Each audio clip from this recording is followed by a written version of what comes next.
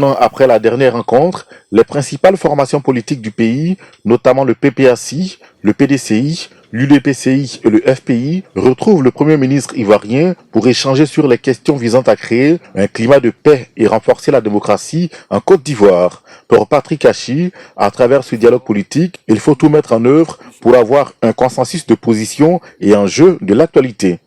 Les échanges à venir seront, j'en suis sûr, francs, respectueux de nos différences et porteurs d'une même ambition de concorde et de rassemblement pour la Côte d'Ivoire et les Ivoiriens. C'est dans cet esprit que s'inscrit cette cérémonie.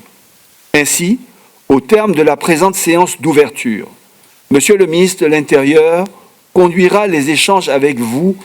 Après son discours d'ouverture, le Premier ministre ivoirien a proposé aux groupements et partis politiques de faire parvenir leurs préoccupations. Celles-ci seront débattues à partir du 21 décembre prochain. L'initiative est saluée par les responsables des formations politiques.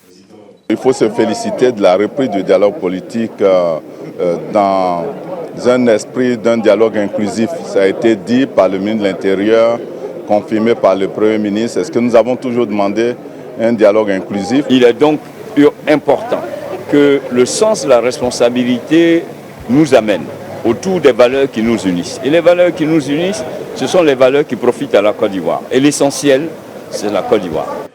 Les organisations de la société civile ivoirienne prendront part également à ce dialogue politique national.